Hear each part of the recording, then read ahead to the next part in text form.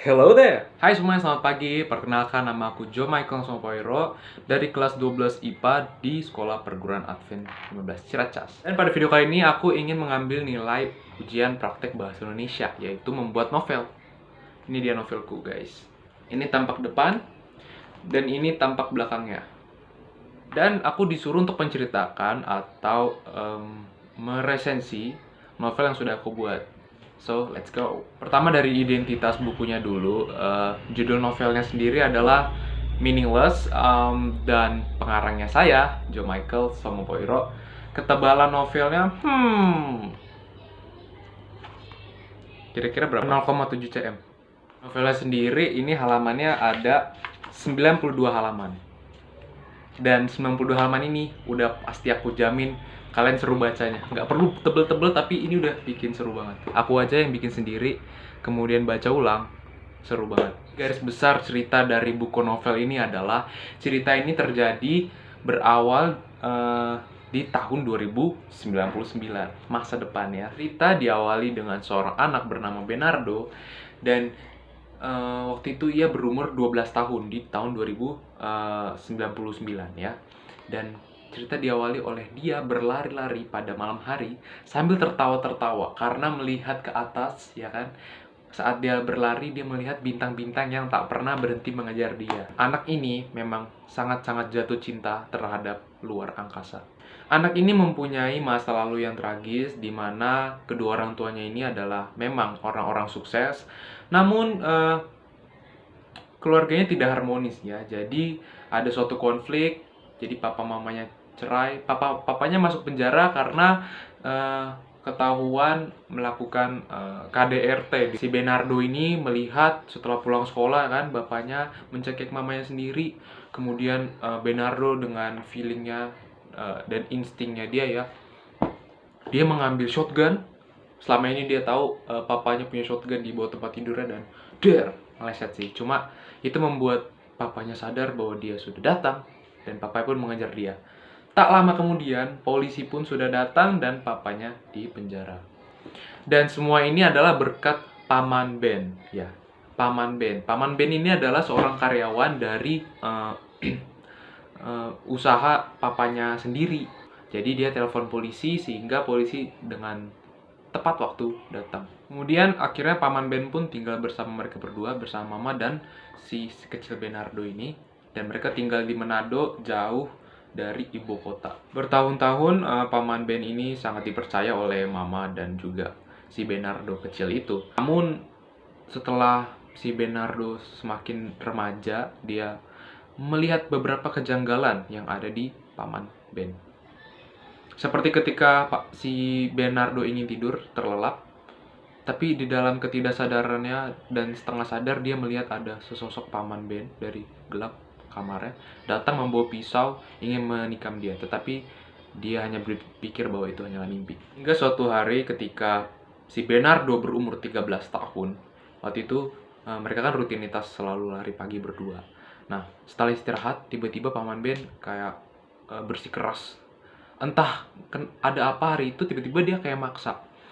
Gini, Bernardo, pokoknya ketika kamu besar nanti, kamu jangan mau jadi astronot. Ambil semua pekerjaan lain selain astronot. Terus kayak Bernardo bilang kan, kayak, kenapa paman? Itu kan masa depan aku yang tentuin aku sendiri. Terus Paman Ben yang kayak gini, pokoknya kamu nggak boleh jadi astronot ya. Dengan marah-marah meluap-luap, akhirnya Paman Ben pun mengeluarkan pisau. Dan saat itulah Bernardo tahu bahwa Paman Ben ini ada yang nggak bener. Kemudian si Bernardo ini lari dengan sekuat tenaga sambil mendengar teriakan-teriakan dari Paman Ben di belakang ya. Di belakang dia sambil lari kan. Paman Ben ngomong gini, kamu adalah masa lalu, aku adalah masa depanmu. Nama aku Paman Ben. Bernardo, aku adalah kamu dari masa depan. Aku datang ke sini ke masa lalu untuk mengingatkan kamu, jangan kamu mau menjadi astronot. Keadaan semakin membingungkan dan Bernardo juga panik kan, karena seperti ingin dibunuh. Ketika berlari semakin kencang, suara Paman Ben semakin hilang, dan setelah ia melihat ke belakang, ia melihat Paman Ben dikeroyok oleh para gangster-gangster di bawah jalan raya. Singkat cerita, terjadi Perang Dunia Ketiga di tahun 2103. Negara-negara republik menentang adanya kekaisaran. Jadi pada zaman itu kaisar sudah sangat berkuasa di bumi, sehingga terjadi perang besar-besaran satu dunia. Ben mengalami kecelakaan di dalam perang dan akhirnya ia dirawat di rumah sakit, dan setelah ia sadar dia sedang berada di Amerika. Amerika menuntut supaya pasien-pasien sudah sembuh itu untuk menjadi tentara militer. Karena Ben sangat benci dengan namanya tentara, jadi dia berhasil kabur dari rumah sakit itu. Ia menjadi pemulung selama berpuluh-puluh tahun hingga akhirnya ia berumur 30 tahun, di mana keajaiban sangat terjadi. Jadi dia mempunyai teman pemulungnya bernama Luke, dan ternyata Luke ini adalah seorang anak dari pemimpin NASA. Akhirnya setelah lama hilang, mereka berdua ini dibawa kembali kepada papanya Luke itu, atau yang disebut dengan pemimpin NASA. Dan mereka berdua ini ditugaskan untuk menjadi astronot. Dan ini pasti Bernardo sungguh senang banget, dimana ini penantian yang sangat dia nanti-nanti.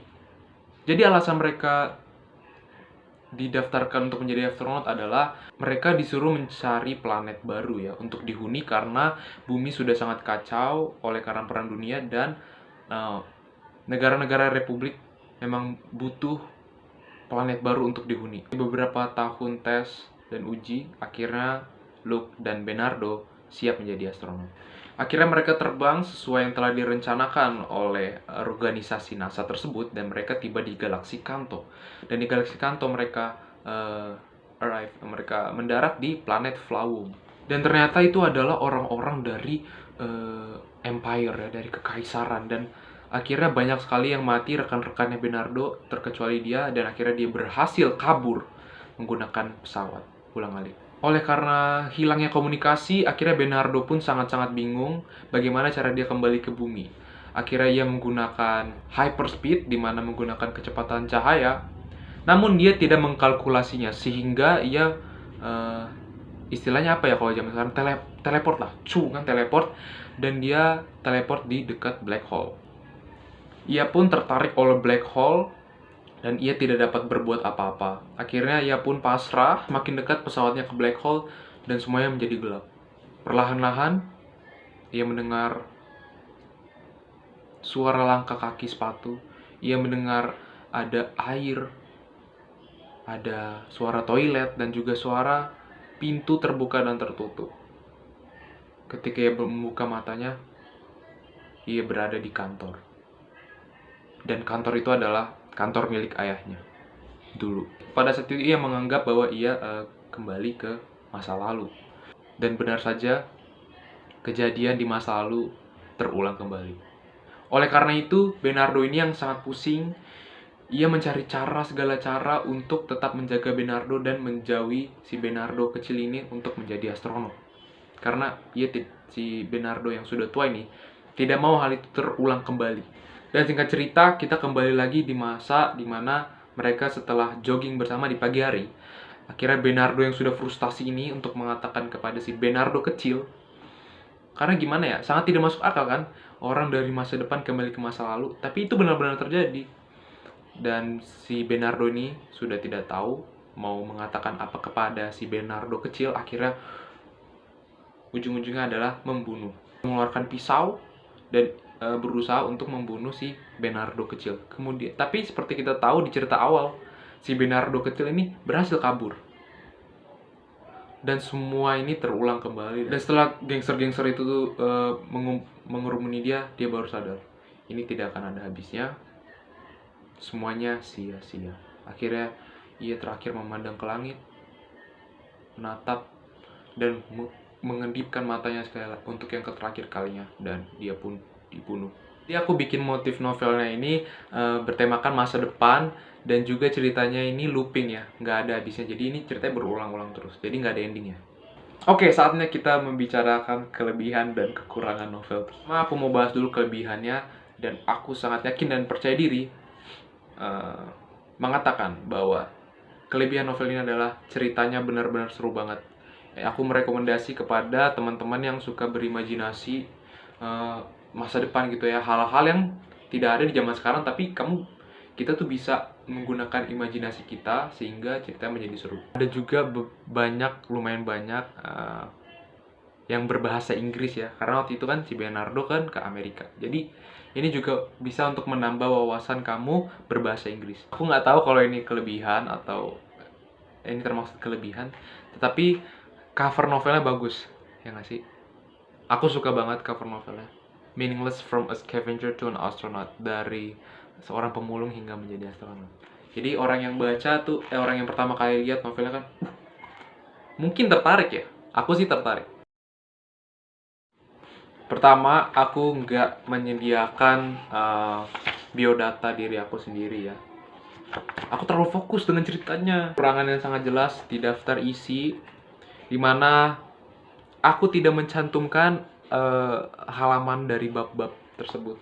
Overall, aku mau mengucapkan terima kasih kepada Mem Ernita karena aku termasuk orang yang suka berimajinasi, dan dengan tugas seperti ini aku bisa mengeluarkan semua pikiran-pikiranku dan kekreatifan aku. Dan aku bener-bener enjoy banget.